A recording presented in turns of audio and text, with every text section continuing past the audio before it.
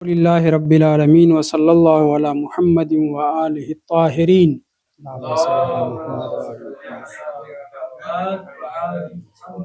ولعنۃ اللہ علی اعدائہم اجمعین۔ بسم اللہ الرحمن الرحیم۔ یا ایہا الذین آمنوا اذا قمتم الی الصلاۃ فاغسلوا وجوہکم وایدیکم الی المرافق وامسحوا برؤوسکم وارجلکم الی الکعبین وَإِن كُنتُمْ جُنُبًا فَاطَّهِّرُوا الی آخر الآیہ۔ سورہ مائدہ کی آیت نمبر 6-7 میں گفتگو تھی۔ اس آیت میں جو حکم ہے صاحبان ایمان کو علیکم السلام خطاب کرنے کے بعد وہ یہ ہے فَاغْسِلُوا وُجُوهَكُمْ وَأَيْدِيَكُمْ إِلَى الْمَرَافِقِ، غسل کرو دھو اپنے چہروں کو اور اپنے ہاتھوں کو کوہنیوں کے ساتھ۔ یہاں پہ فغسلو جو آیت ہے اس میں وجوب ہے غسل کے لیے، غسل نہ کہوں، غسل کے لیے یعنی وضو کرنا واجب ہے یا مستحب۔ بعض لوگوں نے کہا ہے کہ واجب بھی ہے اور مستحب بھی ہے۔ جو آدمی با طہارت ہے اس کے اوپر وضو کرنا واجب نہیں ہے، اس کے لیے مستحب ہے وضو کرنا، اور جو آدمی با طہارت نہیں ہے اس کے اوپر نماز پڑھنے کے لیے طہارت کرنا، وضو کرنا واجب ہے۔ مستحب کے لیے ڈھیر ساری روایت ہے، آیت تو وجوب کو بیان ہی کر رہی ہے۔ علیکم السلام۔ مستحب کی ایک مشہور روایت ہے الوضوء علی الوضوء نور علی نور، وضو پر وضو، وضو کیے ہوئے ہیں، طہارت ہے، پھر بھی آپ وضو کر رہے ہیں تو یہ نور کے اوپر نور کا اضافہ ہے، علیکم السلام، یعنی ثواب اور اجر میں اضافے کا باعث ہے۔ یہاں پر علامہ قطب الدین راوندی صاحب فقہ القرآن ایک روایت نقل کرتے ہیں۔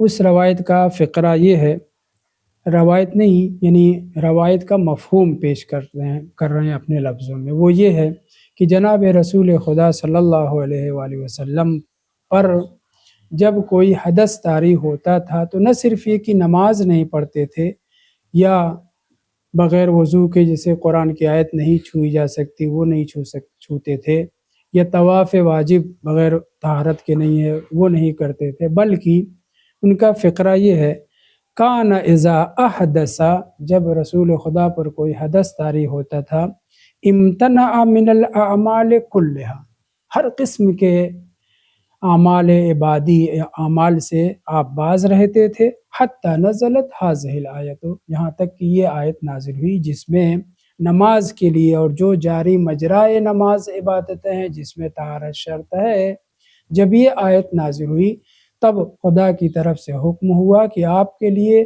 دوسرے اعمال جس میں طہارت شرط نہیں ہے، واجب نہیں ہے، آپ اسے انجام دے سکتے ہیں۔ واضح ہے؟ مثلا قرآن کی تلاوت صرف کرنا ہے، اس کے لیے وضو کی ضرورت نہیں ہے، لیکن رسول خدا جب آپ کے اوپر حدث طاری ہوتا تھا تو اس وقت تک جب تک کہ آپ وضو نہیں کر لیتے تھے کوئی مستحب کام بھی انجام نہیں دیتے تھے۔ یہ پیغمبر اسلام کی سیرت میں تھا۔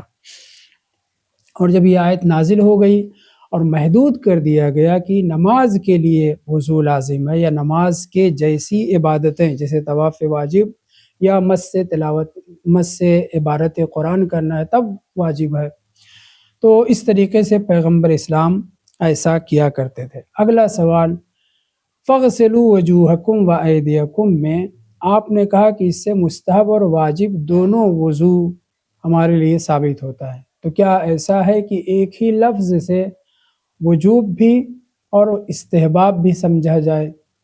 واضح ہے، فَاغْسِلُوا میں امر کا صیغہ ظہور در وجوب رکھتا ہے، کہیں اگر قرینہ ہے تو مستحب، اور اگر قرینہ نہیں تو ہم اس سے کیا سمجھیں گے؟ واجب سمجھیں گے۔ اس آیت میں یا واجب ہے یا مستحب ہے، یہ دونوں کیسے؟ تو اس کا جواب یہ ہے کہ اس میں کوئی شک نہیں کہ حکم بدلتا ہے حالت اور موضوع کے اعتبار سے۔ وضو اغسلوا طلب وضو ہے، اس طلب میں اگر طہارت نہیں ہے تو وجوب ہے نماز کے لیے، اور اگر وضو ہے تو پھر کیا تب بھی طلب ہے. کاہے کے لیے طلب؟ استحباب کے لیے. حالت کے اعتبار سے حکم بدلتا ہے. یہاں اگر آپ باطہارت ہیں تو وضو واجب نہیں ہے مگر طلب وضو ہے، نور علی نور کرنا چاہتے ہیں، ثواب لینا چاہتے ہیں. اور اگر وضو نہیں ہے اور نماز پڑھنا چاہ رہے ہیں تو آپ کے اوپر وضو کیا ہو جائے گا؟ واجب ہو جائے گا. یعنی ایک ہی لفظ سے وجوب اور استحباب دونوں کا سمجھنا کوئی منافات نہیں رکھتا، نہ عقلاً نہ شرعاً. شرعاً یہی آیت یا اس جیسی آیت اور روایات پیش کی جا سکتی ہے، اور عقلاً بھی مثلاً دو غلام ہیں، توجہ سے سنیں، دو غلام ہیں مولا کے. مولا نے کہا جاؤ کھیت میں پانی ڈالو. ایک اس میں جو کم اس کی بات سنتا ہے اور حکم جو ہے اس کے لیے کیا ہے؟ واجب ہے. ایک وہ جو برابر اس کا نہیں کہنے سے پہلے بھی کر ڈالتا ہے، ایسا اس کا غلام ہے. تو اگرچہ اس نے ایک ہی صیغہ استعمال کیا ہے لیکن جو اس کا بہت زیادہ تابع فرمان ہے اس کے لیے ضروری نہیں ہے. کھیت میں پانی ڈالنا مطلوب ہے، اس مطلوب کو دونوں سے طلب کیا گیا، اس مطلوب کو چاہا گیا دونوں سے. وہ جو نافرمان ہے اگر وہ نہیں کرے گا تو مولا اس کی پٹائی کرے گا اور کہے گا کہ جب میں نے حکم صادر کیا تھا تو تم نے کیوں نہیں انجام دیا، اس کو پیٹ سکتا ہے. اور دوسرا والا جو بہت زیادہ تابع ہے، مثلا اس وقت کسالت ہے، بیمار ہے کسی وجہ سے، اور پانی ڈال دیا گیا، مطلوب حاصل ہو گیا، اس نافرمان نے جا کر کے پانی، اس سے پوچھے گا بھی نہیں کہ تم نے کھیت میں پانی کیوں نہیں ڈالا. تو دیکھا آپ نے، ایک ہی امر ہے دو شخصوں کے لیے لیکن دونوں کی حالت کے اعتبار سے حکم بدل گیا. ایک اگر نہ بجا لاتا تو اس کی پٹائی کرتا، اور دوسرا جو نہیں بجا لایا اس سے سوال تک نہیں کیا. واضح ہے؟ ایسے ہی اگر باطہارت انسان ہے، واضح ہو رہی نا بات، اگر باطہارت انسان ہے اور نماز پڑھنا چاہ رہا ہے تو اس کے اوپر وضو کرنا واجب نہیں ہے، لیکن جو وضو نہیں کیے ہوئے یا باطہارت نہیں ہے اس کے اوپر لازم ہے. بہت اہم سوال وجوہکم میں، اگرچہ ابھی آج نہیں پہنچنا چاہیے تھا کیونکہ فصلوں میں ابھی بہت سی باتیں ہیں، لیکن ضمناً بات آ گئی تو کہتا چلوں. وجوہکم میں وجہ کی حد کیا ہے؟ عرف میں چہرہ یعنی پورا، اس میں کان آپ کا، داڑھی اس کی آپ کی، گلا اگر بھاری نکلا ہوا ہے تو وہ بھی چہرے میں ہے، پیشانی کا ٹکلا ہو گیا تب بھی، بال ہے تب بھی. چہرہ جو کہلاتا ہے پورا کہلاتا ہے. اس میں یہ داڑھی کے یہ خط بھی آئیں گے، یہ جو حصہ بال کا کان اور پیشانی کے بیچ میں آنکھ کے اوپر ہوتا ہے جس کو صدق کہا جاتا ہے، اس کا تذکرہ بھی ہے. یہ سب جو ہے چہرے میں آتے ہیں، آنکھ کان ناک. لیکن شرعی حد غسل اور وضو میں، غسل کہہ رہا ہوں، وضو میں شرعی حد جو چہرے کی معصومین علیہ السلام کی روایات سے ثابت ہے وہ یہ ہے من قصاص الشعر، پیشانی کا جو بال جہاں اگتا ہے وہاں سے شروع ہو کر کے ٹڈی کے سرے تک. اب ٹڈی کے نیچے آپ کا یہ حصہ دکھائی پڑ رہا ہے اس میں شامل نہیں ہے. ٹکلا ہے، ٹوپی نہیں لگایا، ماما نے لگائے ہیں، وہاں تک اوپر تک دکھائی پڑ رہا ہے، وہ چہرے میں شامل نہیں. یعنی غسل یعنی دھونا، غسل یعنی وہ جو عبادت ہے حالت نجاست کے بعد جس کو حاصل کرنا ہے. دوسرے یہ ہو گیا لمبائی میں. چوڑائی میں کیا ہے؟ 20 کی انگلی اور انگوٹھے کا سرا جتنا آ جائے. اب اگر آپ کا یہ حصہ نہیں آ رہا ہے تو آپ کے اوپر وہ دھونا واجب نہیں ہے. واضح ہے؟ تو عرف میں بھلے ہی دیکھا جائے تو چہرہ پورے چہرے کو کہتے ہیں. اگر کوئی کہے بھائی یہ حصہ داخل نہیں، یا کان، مثلا کان دکھائی پڑ رہا ہے، یہ چہرے میں شامل ہے، عرف میں بعض لوگ اس کو مانتے ہیں. لیکن شرعی اعتبار سے جو چہرے کی حد بیان کی گئی ہے بس اتنا ہمارے اوپر واجب ہے. اور اگر کسی کے غیر عادی طریقے سے چہرہ چوڑا ہے، ہاتھ نہیں چوڑا ہے، لمبا ہے، ہاتھ نہیں لمبا ہے، پیشانی وسیع ہے وغیرہ وغیرہ، تو اس کے لیے علیکم السلام، اس کے لیے کیا حکم ہے؟ جو اس کے متوسط لوگوں کے ہاتھ کے انگوٹھے اور بیچ کی انگلی کے درمیان آ جاتا ہے وہ واجب ہے. ہاں، واجب کی تمہید کے طور پر اضافہ کر لیں، ایسے بھی دھلیں، وہ اور بات ہے. آپ پورا ٹکلا دھل ڈالیں وہ اور بات ہے. لیکن وجوب میں चेहरा जो शरई हद बताई गई है बस उतना ही वाजिब है, बकिया वाजिब नहीं है।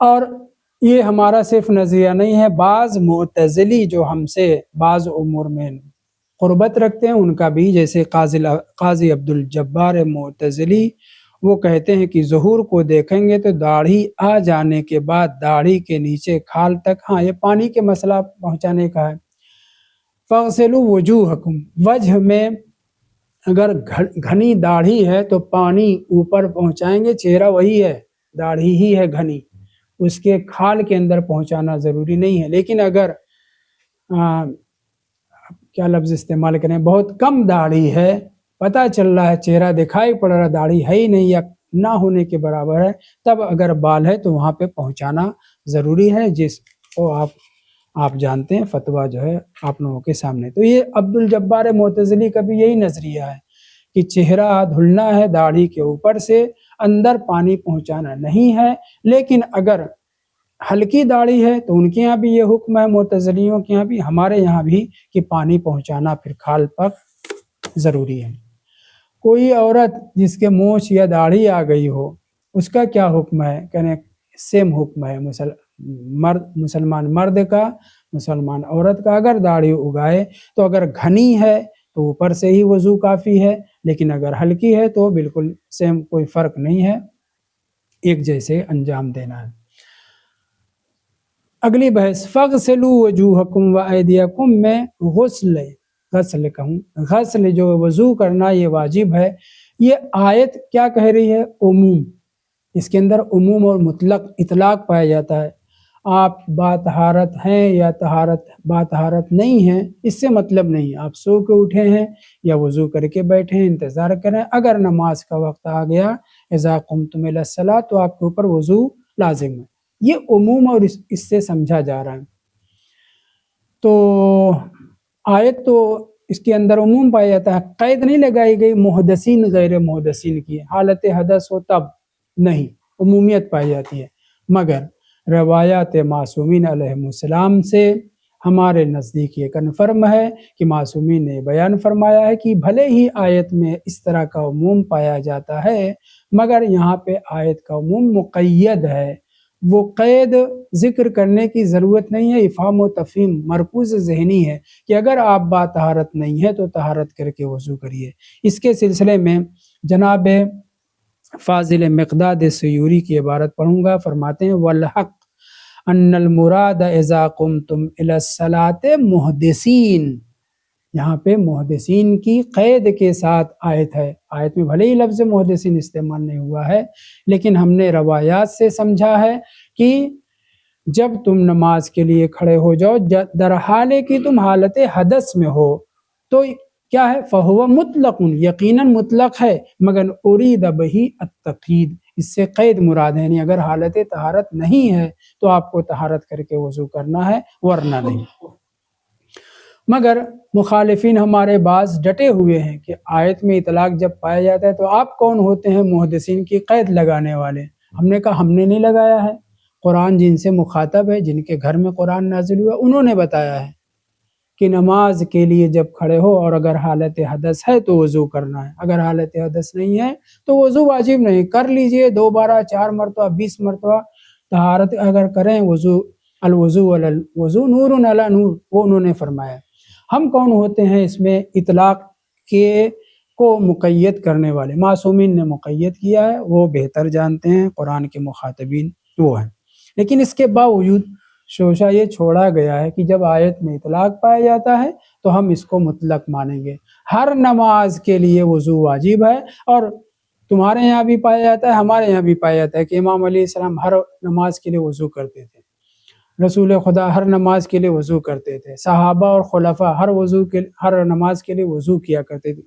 इससे पहले ये बात गुज़र चुकी है। तो जब ये लोग हर नमाज के लिए वज़ू करते थे तो आयत का इतलाक़ बता रहे हैं अपने अमल के ज़रिए, बहुत तवज्जो सुने, अपने अमल के ज़रिए से अमीरुल मोमिन, रसूल खुदा, बक़िया मासूमीन, खुलफा जिनको वो मानते हैं, असहाबे पैगम्बर जिनको हम मानते हैं, ये लोग वज़ू करते थे, बहुत से लोग पाबंद थे हर वज़ू के, جواب اس کا کیا ہے؟ جواب دیا جا چکا ہے کہ خود خبیث ثانی نے نقل کیا ہے کہ فتح مکہ کے بعد پیغمبر اسلام نے ایک وضو سے کئی نماز پڑھی، اور جب اس نے اعتراض کیا تو اس نے کہا عمدن فعلتہ، میں نے جان بوجھ کر کے ایسا کیا تاکہ تم کو پتہ چل جائے طہارت ہونے کے بعد پھر وضو کی ضرورت نہیں ہے، دوسری تیسری چوتھی نمازیں جتنی بھی پڑھنا ہے اسی ایک وضو سے پڑھ سکتے ہو۔ یعنی آیت میں جو عموم پایا جا رہا ہے میں اپنے عمل کے ذریعے سے مقید کر رہا ہوں۔ واضح ہے نا؟ یہ ایک وہ۔ دوسرے، ہمارے پاس روایات معصومین تو ہے ہی، اس کے ذریعے سے مقید ہوا ہے، تو ہمارے پاس یہ دلیل ہے۔ تیسرے، عمل، معصومین علیہ السلام نے عمل جو کیا ہے، زبان سے تو کہا ہی ہے، عمل بھی کیا، ایک وضو سے کئی نمازیں پڑھی ہیں۔ تمہارے خود بعض علماء نے ایسا کیا ہے، بعض لوگوں نے نقل کیا کہ 40 سال تک ایک ہی وضو سے، مغرب کے وضو سے صبح کی نماز بھی پڑھا کرتے تھے، ایسے لوگ بھی تھے۔ بکواس ابو حنیفہ کے لیے نقل کرتے ہیں۔ خیر، توجہ کریں، اس عموم کے توڑنے کے لیے ہمارے پاس کیا ہے؟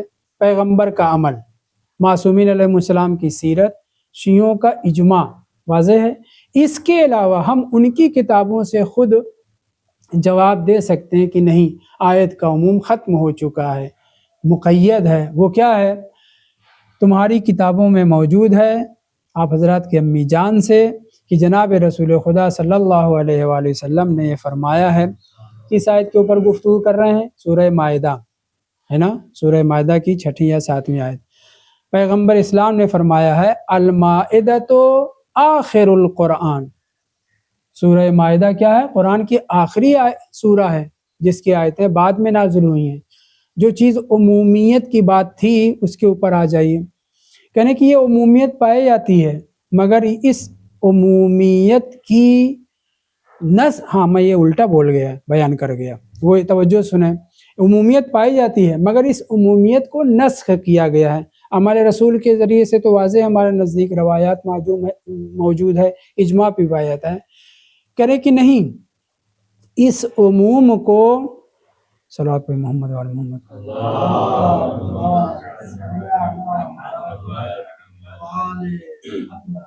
ہاں وہ کہتے ہیں لیکن یہ عموم والا حکم بعد میں نسخ ہو گیا ہے، یعنی عموم تھا، عموم نسخ ہو گیا ہے۔ کیسے؟ عمل رسول خدا کے ذریعے ہمارے نزدیک ثابت ہے، لیکن بعض نے کہا نہیں، اس عموم کو نسخ نہیں کیا جا سکتا۔ اس کی وجہ کیا ہے؟ پیغمبر اسلام کا یہ بیان، خود وہ ملعونہ نقل کرتی ہے ان المائدۃ آخر القرآن، قرآن مجید کا آخری سورہ ہے، نزولاً یعنی ازہے سے نزول، یا آخری سورہ، فَأَحِلُّوا حَلَالَهَا وَأَحَرِّمُوا حَرَامَهَا، لہٰذا سورہ مائدہ کے اندر جو حلال ہے وہ قیامت تک کے لیے حلال ہے، جو حرام ہے وہ قیامت تک کے لیے حرام ہے۔ ایسے بھی روایت موجود ہے حلال محمد حلال الی یوم القیامت وحرامہ حرام الی یوم القیامت، تو وہ تو روایت ہے، اس میں کیڑا نکالا جا سکتا ہے، بعض مخالفین کی طرف سے نکالا جا سکتا ہے، کہہ رہا ہوں میں نہیں، توجہ۔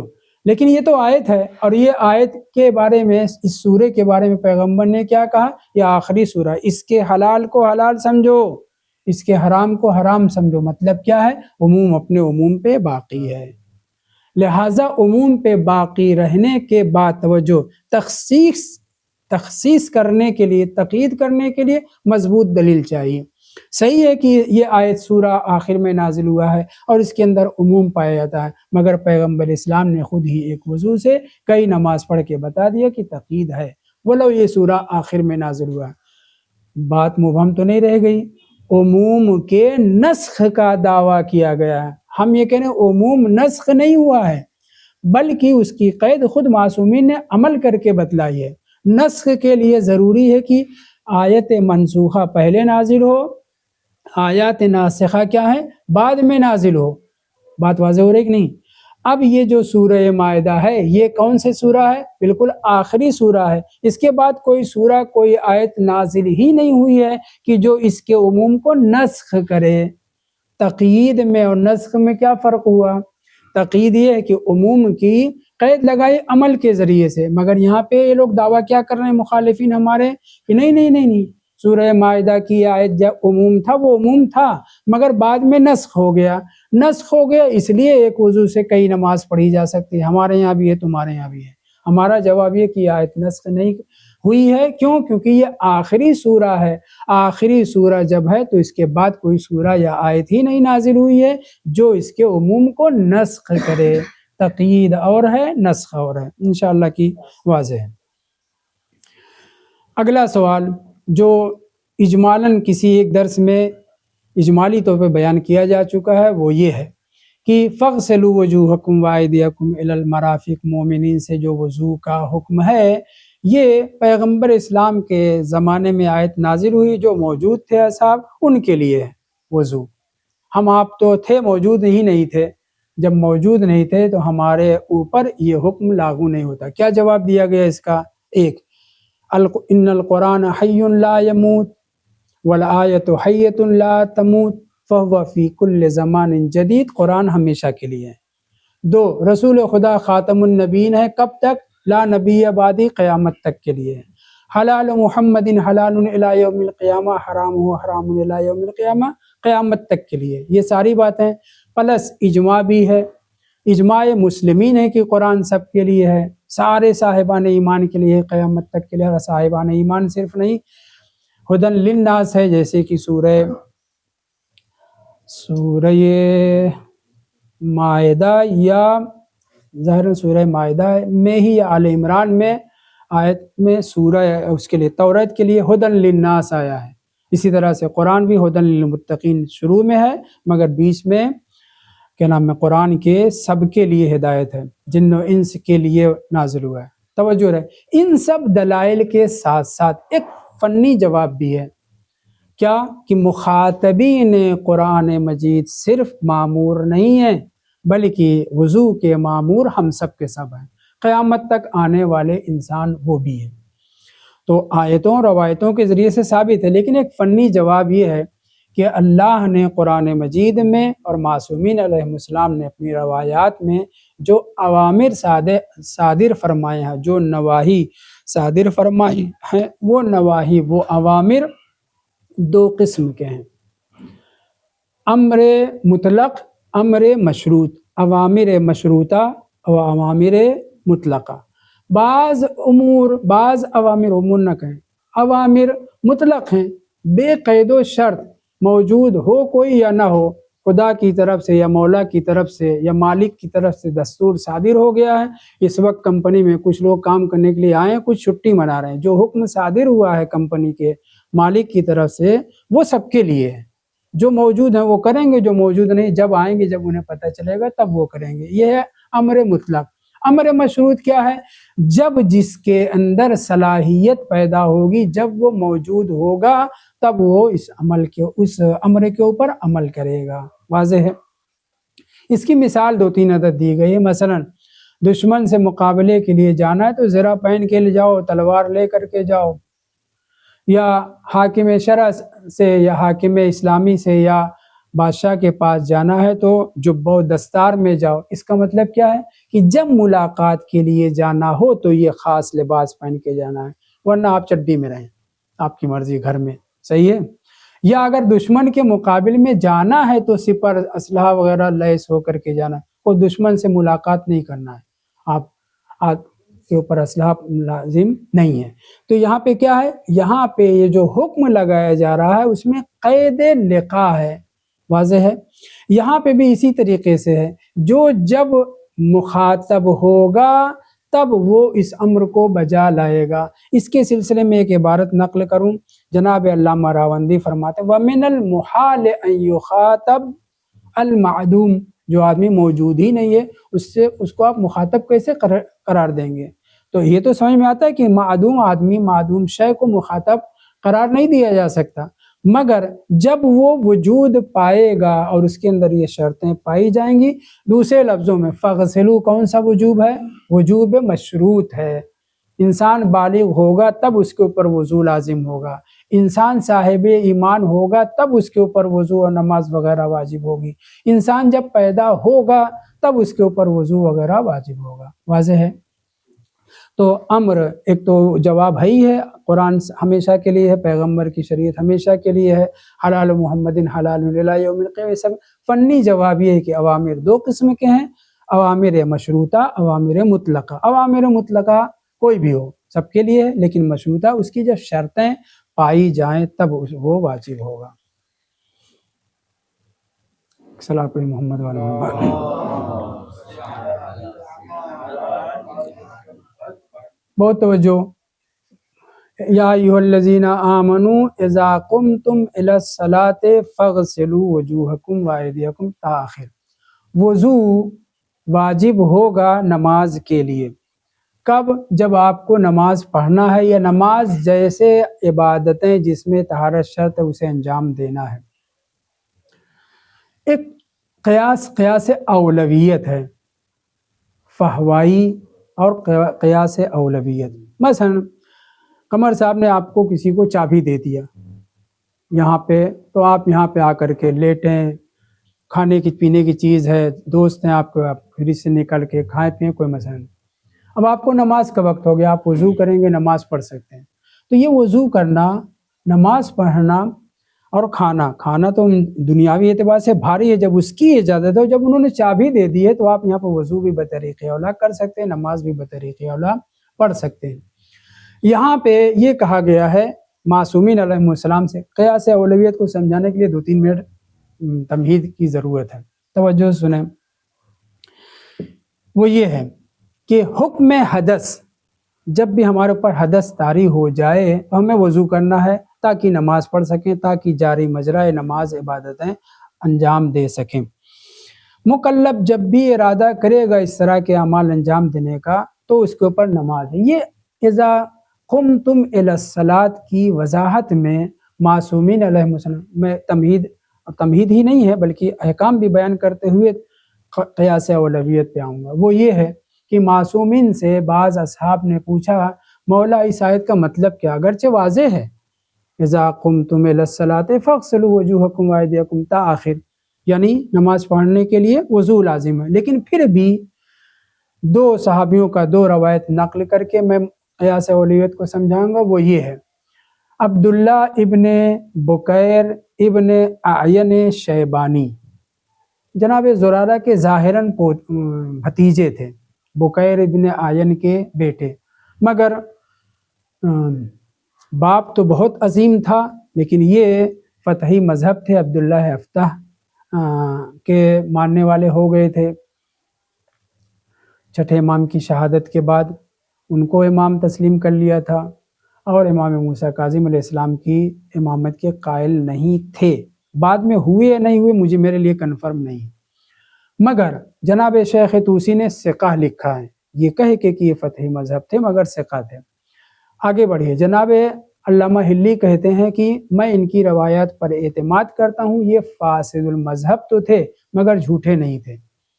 الی آخر، اس سے کیا ثابت ہوا کہ ان کی روایات کے اوپر ہمارے علماء نے عمل کیا ہے، ہمیں بھی عمل کرنا چاہیے، کیونکہ آدمی ثقہ ہے مذہب کے اعتبار سے، بھلے ہی فاسد المذہب ہے۔ تو 2 بزرگوں کا میں نے قول نقل کیا۔ یہ عبداللہ ابن بکیر ابن اعین شیبانی امام جعفر صادق علیہ السلام سے اسی آیت کو لے کر اذا قمتم الی الصلاۃ سے خدا نے کیا مراد لیا ہے؟ امام نے فرمایا اذا قمتم من النوم، جب تم سو کر کے اٹھو نیند سے تو تمہارے اوپر وضو کرنا واجب ہے۔ قمتم من النوم کی قید ہے۔ اس سے کیا پتہ چلا کہ نیند ناقض وضو ہے، وضو کو توڑ دیتی ہے۔ انہوں نے پلٹ کر کے یہی عبارت پوچھی، ینقض النوم الوضوء، فاعل پہلے مفعول بعد میں، ینقض النوم الوضوء، کیا نیند بھی وضو کو توڑ دیتی ہے؟ نہیں سمجھتے تھے کہ عبداللہ ابن بکیر۔ تو امام نے کہا ہاں، مگر کون سی نیند؟ وہ نیند جو کان پہ غالب آ جائے، جس کے بعد آواز سنائی نہ پڑے، انسان نہ سمجھ پائے کہ اس کے سامنے کیا بات ہوئی ہے، ایسی نیند ناقض وضو ہے۔ لیکن اگر کان میں آواز آ رہی ہے، سامنے بیٹھا آدمی تلاوت کر رہا ہے، آپ جان رہے تلاوت کر رہا ہے یا دعا پڑھ رہا ہے یا کیا کر رہا ہے، تو پھر یہ نیند چونکہ غالب نہیں آئی ہے لہٰذا ناقض وضو نہیں ہے۔ یہ روایت ہو گئی عبداللہ ابن بکیر کی۔ دوسری روایت جو بکیر بن آیون جو جناب زرارہ کے بھائی تھے، کتنے عظیم انسان تھے، چھٹے امام کے زمانے میں ان کا انتقال ہو جاتا ہے۔ ہمارے بزرگوں نے لکھا ہے مات علی الاستقامت، ولایت کے اوپر، پائیداری کے اوپر، مضبوط دین کے ساتھ اس دنیا سے گئے، اور اس کی دلیل بھی سنیے۔ اما واللہ، چھٹے امام قسم کھا کر کے، امام کو قسم کھانے کی ضرورت نہیں ہوتی، لیکن میں نے پہلے بارہا کہا ہے کہ معصومین اگر قسم کھائیں تو بات میں بہت ویلو ہے، بہت اہم ہے، بہت ہمارے لیے اس کے اوپر توجہ دینے کی۔ اما واللہ لقد انزلہ اللہ بین رسول اللہ صلی اللہ علیہ وآلہ وسلم و امیر المومنین علیہ السلام۔ جیسے ہی بکیر زرارہ کے بھائی، زرارہ بعد میں ان کا انتقال ہوا، چھٹے امام کے چند دن کے بعد، یا ظاہراً 2 مہینے کے بعد انتقال ہوا ہے، اور ان کے بڑے بھائی جو بکیر تھے ان کا انتقال امام کی زندگی میں ہوتا ہے، چھٹے امام کی زندگی میں۔ امام فرمائے بخدا قسم، پہلے تو کہا اما یعنی اللہ، ہوشیار ہو جاؤ، جان لو ہمارے چاہنے والوں، پہچان لو اس شخص کو کہ کتنا عظیم انسان ہے۔ اما واللہ بخدا قسم، جناب بکیر ابن آین زرارہ کے بھائی کو خداوند متعال نے ڈائریکٹ جناب امیر المومنین اور رسول خدا کی خدمت میں پہنچا دیا۔ رجال کشی جلد 2 جلدی بھی ہے، 1 جلدی بھی، رجال کشی صفحہ 181 کے اوپر، وہاں پہ جہاں پہ زرارہ کے بھائیوں کا تذکرہ، وہاں پہ بکیر کیا کہہ رہے ہیں؟ اما واللہ لقد انزلہ اللہ، فرشتوں نہیں، حالانکہ فرشتوں کے ذریعے اس خدا کام لیتا ہے بہت سے، لیکن یہاں پہ صریحاً نسبت دی جا رہی خدا کی طرف۔ امام فرماتے ہیں کہ انہیں بکیر کو اللہ نے امیر المومنین کی خدمت میں پہنچا دیا، رسول خدا کی خدمت میں پہنچا دیا۔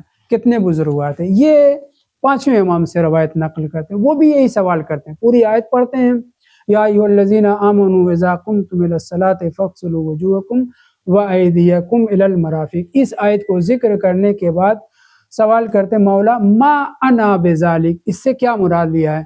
5ویں امام نے فرمایا من النوم، یعنی اذا قمتم من النوم، نیند سے جاگو تو تمہارے اوپر وضو کرنا لازم ہے۔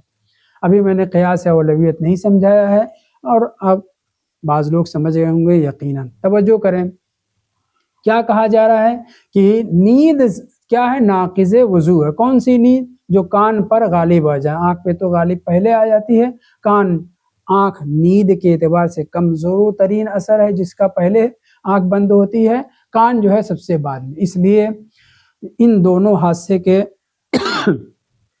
مغلق ہو جانے کے بعد، پردے پڑ جانے کے بعد عمل نہ کرنے کی صورت میں ناقض وضو ہے، اور وضو آپ کو کرنا پڑے گا۔ اگر آپ وضو کر کے بھی سوئے ہیں، آپ اٹھ کر کے نماز نہیں پڑھ سکتے۔ یہ 2 روایت میں نے آپ کے سامنے ذکر کی، ایک بکیر کے بیٹے کی جو عبداللہ تھے، فتحی مذہب تھے مگر ثقہ تھے، اور دوسرے خود بکیر کی، جن کے لیے امام نے فرمایا سیدھے جنت میں، وہ بھی کہاں؟ رسول خدا اور امیر المومنین کی بارگاہ میں۔ بہت بڑی بات، بہت اہم بات ہے کہ معصوم امام اس طرح سے گواہی دیں۔ خیر، ابھی دوسری گفتگو لمبی ہو جائے گی۔ اب قیاس اولویت یہ ہے کہ ناقض وضو نیند ہے، نیند ناقض وضو ہے، اس سے قوی ناقض وضو کیا ہے؟ پیشاب، پیخانہ، حیض، منی کا خروج، عمدن یا سہون، جیسے بھی یہ سب کیا ہے؟ حیض وغیرہ، یہ سب نواقض وضو ہیں۔ اور نیند کیا ہے؟ یہ بھی ناقض وضو ہے۔ جب معمولی ترین عمل، جسے آپ عمل کے بجائے سونا کہیں، جو نیند جو ناقض وضو میں کمزور ہے، اس کے ذریعے سے وضو کرنا پڑے گا نماز کے لیے، تو جو نواقض وضو پختہ ہیں، قوی ہیں، بطریق اولا، ان کے بعد آپ کو وضو کر کے نماز پڑھنا ہوگا۔ قیاس اولویت سمجھ میں آئے نا؟ جب ہلکی، جیسے میں نے مثال دی کہ اگر آپ کو چابی دے دی گئی ہے تو آپ پورے سارے تصرفات کر سکتے ہیں، من جملہ اس کے آپ وضو کر کے نماز پڑھ سکتے ہیں، ٹوائلٹ جا سکتے ہیں، عادی چیز ہے۔ تو ویسے یہاں پہ بھی جب جب نیند جو ہلکی ناقض وضو ہے، کہ جب کان پر غالب آ جائے تب وضو کو ناقض کرتی ہے، تو بطریق اعلیٰ حیض، نفاس، استحاضہ کثیرہ متوسطہ اور جنابت وغیرہ یا پیشاب پیخانہ وغیرہ، یہ سب ناقض وضو ہیں۔ یہ تو ہو گیا اولویت کو سمجھانے کے بعد. لیکن ہمارے بعض بزرگوں نے کہا اس اولویت کی ضرورت کیا ہے سمجھانے کی. کیوں؟ اس لیے کہ جہاں توجہ سنیں روایات میں معصومین کے کلام میں جیسے پیشاب کو ناقض وضو کہا گیا ہے، منی کے خروج کو ناقض وضو کہا گیا ہے، حیض و نفاس وغیرہ کو ناقض وضو کہا گیا، ویسے ہی نوم کو بھی ناقض وضو کہا گیا. یہ اوپر نیچے، قوی، کمزور، مضبوط اور ہلکا، یہ آپ کون ہوتے ہیں؟ واضح ہے؟ بات واضح ہے. ناقض وضو کیا ہے؟ یہ بھی ہے، یہ بھی ہے، یہ بھی ہے. اب یہ کہ نیند جب کان پہ غالب آ جائے تب ناقض وضو بنتی ہے، پیشاب اس سے قوی ہے، منی اس سے قوی ہے، نہ خیر ایسا کچھ نہیں ہے. روایات معصومین علیہ السلام میں اولویت کی بات نہیں ہے، اولویت ہم سمجھ رہے ہیں. ورنہ جیسے ناقض مثلا روزے کے توڑنے کی چیزیں آپ کیا ہے؟ کھانا پینا، جنابت وغیرہ والا، جان بوجھ کر وغیرہ وغیرہ جو چیز. اب آپ اس میں کسی کو ہلکا بھاری قرار دیں کہ اگر آپ نے پانی پی لیا تو وضو ٹوٹ جائے گا، کھانا کھا لیا تو وضو ٹوٹ جائے گا، تو پانی بھی پینے سے وضو ٹوٹ جائے گا. ایسا قوی اور مضبوط کی بات نہیں ہے. ایک تو روایات مطلق طور پہ ذکر ہوئی ہیں، دوسرے اس میں اولویت کی بات نہیں کہی گئی ہے. وہ حدث اصغر اکبر کی بات نہیں ہو رہی ہے، یہاں بات ہو رہی ہے وضو نماز کے لیے طہارت کرنا، وضو کرنا. نماز کے لیے وضو اگر جنابت وغیرہ نہیں ہے تو وضو کافی ہے. یہاں یہ ثابت کر رہے تھے قیاس اولویت میں کہ جب نماز ہلکی پھلکی چیز ناقض وضو ہے تو پیشاب، پیخانہ، منی، حیض وغیرہ بطریق اولا اس کے ذریعے سے وضو کرنا لازم ہو جائے گا نماز پڑھنے کے لیے. جواب ہمارا کیا ہے؟ نہیں، یہ اولویت ثابت کرنے کی ضرورت نہیں ہے، کیونکہ جس طریقے سے پیشاب، پیخانہ وغیرہ کو ناقض وضو قرار دیا گیا ہے، روایات میں علی السویہ برابر سے نیند کو بھی ناقض وضو قرار دیا گیا. یہ ایک بات. دوسرے اجماع مسلمین ہے، سب کے سب جو ہے نماز کے لیے اگر نیند سے اٹھتے ہیں تو وضو کو، غسل کو، تیمم کو لازم سمجھتے ہیں. احسن، یہ میں پہلے یہی بیان کرنا تھا، میرے ذہن سے اتر گیا. اچھا آپ نے متوجہ کرا. خود آیت میں اشعار پایا جا رہا ہے، شعور دے رہی ہے آیت. البتہ اس اشعار کی بحث ایک دوسرے طور پہ کرنا ہے جو میں آگے بیان کرنا چاہ رہا ہوں. خود آیت کیا کہہ رہی ہے؟ جب بھی تم نماز کے لیے کھڑے ہو جاؤ. کھڑے ہو جاؤ کس چیز سے؟ من النوم. کھڑے ہونے کی وضاحت روایات میں بھی اشارہ اس کی طرف دیا گیا. اگلی بحث پہ توجہ کریں. یہ جو فغسلوا وجوہکم وایدیکم الی المرافق وضو کا حکم ہے، یہ وجوب کون سا وجوب ہے؟ وجوب غیری ہے یا وجوب نفسی؟ دیکھیے وجوب کی تقسیم، حکم کی تقسیم ڈھیر ساری کی گئی. تحریر المعالم میں، معالم میں، دیگر کتابوں میں وجوب نفسی، وجوب غیری، وجوب عینی، وجوب تعیینی، وجوب تخیری، وجوب کفایہ الی آخر مختلف سرچشمہ تقسیم کا منشا جو ہوگا اس کے اعتبار سے. یہ وضو کون سا وضو کا وجوب اولا تم نے کہا واجب بھی ہے، مستحب بھی ہے، وہ گفتگو ہو گئی. اگر یہ واجب ہے تو کون سا یہ واجب ہے؟ جو میں نے ابھی جواب دیا، اشعار پایا جاتا ہے، اشارہ پایا جاتا ہے. اذا قمتم الی الصلاۃ، نماز پڑھنا ہو تو وضو کرنا ہے، قرآن کی آیت مس کرنا ہو تو وضو کرنا ہے. واضح ہے؟ طواف واجب کرنا ہے تو وضو کرنا ہے. جو جہاں جہاں وضو واجب قرار دیا گیا ہے وہاں وجہ بتائے گی کہ اس کے لیے وضو، اس کے لیے وضو ہے، ورنہ نہیں. یعنی کیا ثابت ہوا؟ وجوب غیری ہے، وجوب نفسی نہیں ہے. ذاتی طور پر وضو آپ کے اوپر واجب نہیں. پوری زندگی آپ وضو نہ کریں، مثلا آپ کی زندگی چند لمحے کی ہو، آپ سے مراد جس کی، اس کے اوپر زندگی بھر وضو کرنا واجب نہیں. مگر اگر نماز پڑھنا ہے، آیت مس کرنا ہے، طواف کرنا ہے الی آخر، تو پھر آپ کو وضو کرنا پڑے گا. تو وجہ ہے وضو کیا ہے؟ نماز وغیرہ جو جاری مجرائے نماز ہے. واضح ہے؟ لہٰذا اس کا وجوب کیا؟ وجوب غیری ہے، وجوب نفسی نہیں ہے. مگر ہمارے بعض بزرگوں نے کہا نہ، روایات ہمارا وجوب غیری ثابت ہے، لا شک ولا ریب، لیکن وجوب نفسی بھی ہے. وجوب غیری ہونے کے ساتھ ساتھ وجوب نفسی ہے. آپ کہیں گے وضو کیوں پھر بھی وضو کریں گے, حکم ہے کہ نہیں؟ ہم کہیں گے بھائی مستحب ہے وہ. ہم بات کریں کس کی؟ وجوب کی. ذاتی طور پر وضو واجب نہیں ہے, ذاتی طور پر تیمم واجب نہیں ہے, ذاتی طور پر غسل واجب نہیں ہے, لیکن اگر حالت نجاست ہے اور نماز کا وقت آ گیا, نماز کا وقت تنگ ہوئے, آپ کو غسل کرنا پڑے گا, آپ کو وضو کرنا پڑے گا, آپ کو تیمم اگر کی ضرورت ہے تو تیمم کرنا پڑے گا. واضح ہے. یہاں پہ بعض لوگوں نے واجب نفسی ہے, وضو بھی واجب نفسی ہے. دلیل کیا ہے؟ دلیل کئی روایات ہیں, من جملہ ایک روایت میں آپ کے سامنے ذکر کروں گا, وہ یہ ہے حضرت امام جعفر صادق علیہ الصلوۃ والسلام اللہم صلی علی محمد جناب رسول خدا صلی اللہ جناب امیر المومنین علی علیہ الصلوۃ والسلام سے نقل کرتے ہیں, ان علی علیہ السلام کان یقولو یعنی کیا؟ ایک دو مرتبہ نہیں, بارہا مولا امیر المومنین نے یہ ارشاد فرمایا. کیا؟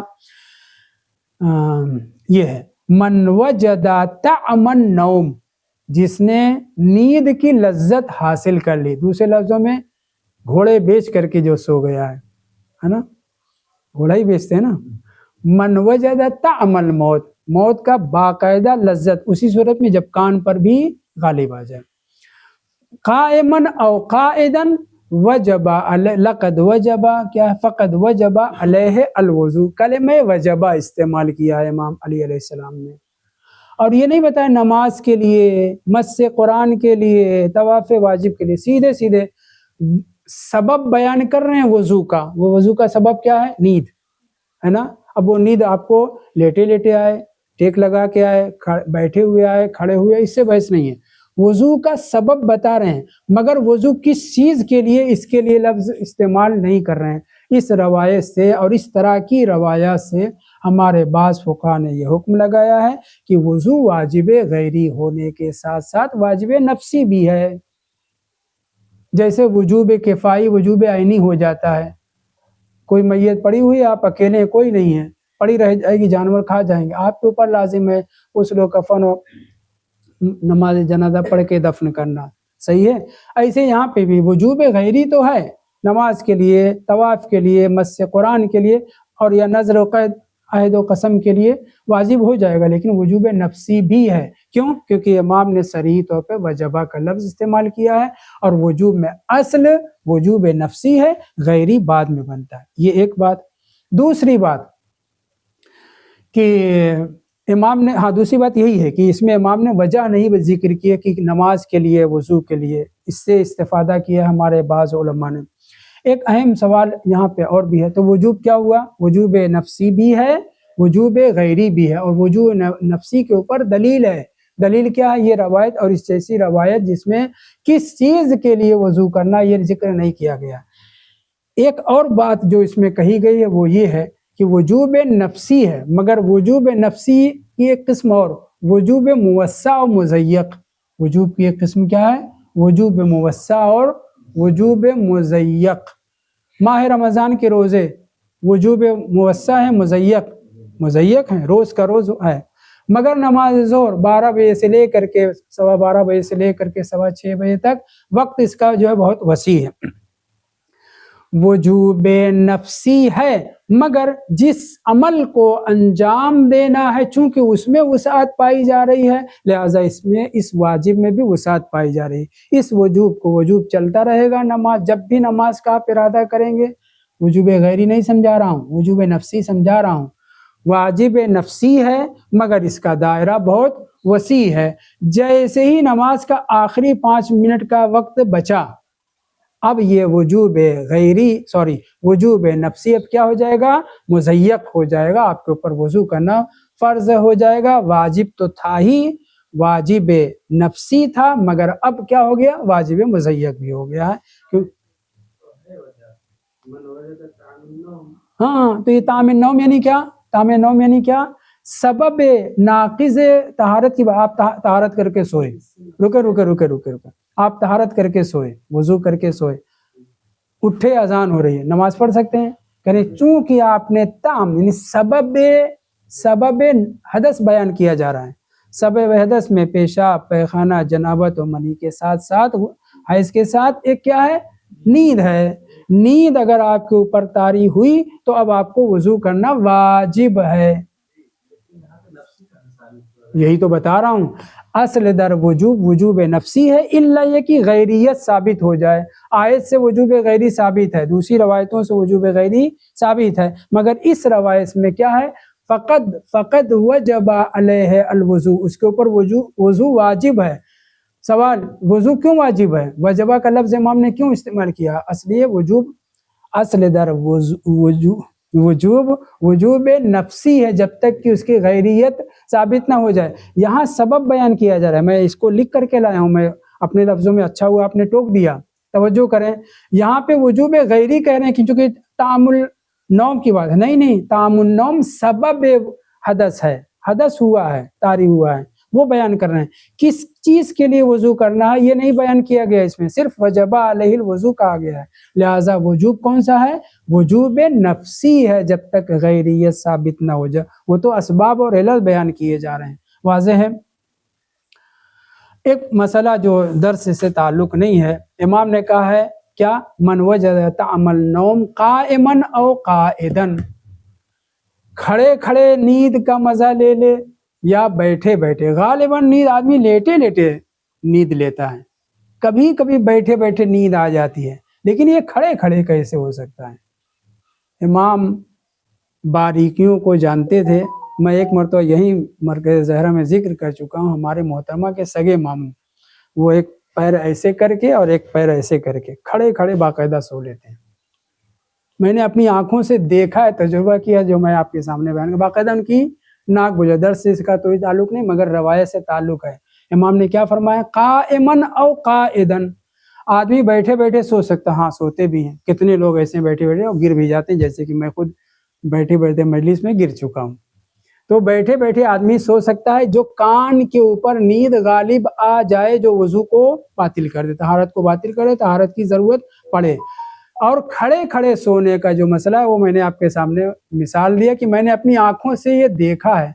और एक बुजुर्ग से सुना है कि एक मरहूम हो गए एक खतीब, जो मजलिस पढ़ते पढ़ते बाकायदा इतना मजलिस रटी हुई है, उतना ज़्यादा वो पढ़ चुके थे कि पढ़ते पढ़ते पढ़ते पढ़ते थकान की वजह से, सफ़र वगैरह की वजह से बाकायदा नाक बोल जाती थी बयान करते करते, आँख नहीं बंद हुई, वो नाक बोल जाती थी। और बाज़ लोग महसूस कर लेते थे उनके साथी कि ये इनके ऊपर जो है नींद गालिब है। तो इम्कान पाया जाता है, मासूम इमाम क़यामत तक के लिए हुक्म सादिर फरमा रहे हैं। लेटे लेटे तो आदमी सोता ही है, कायमन और कायदन भी अगर आदमी सो जाए, कान से सुनाई न पड़े, ला यस्मउ सौत का लफ्ज़ इस्तेमाल हुआ है, तो उसके ऊपर जो है वज़ू नमाज के लिए वाजिब हो जाएगा। वल्हम्दुलिल्लाह रब्बिल आलमीन।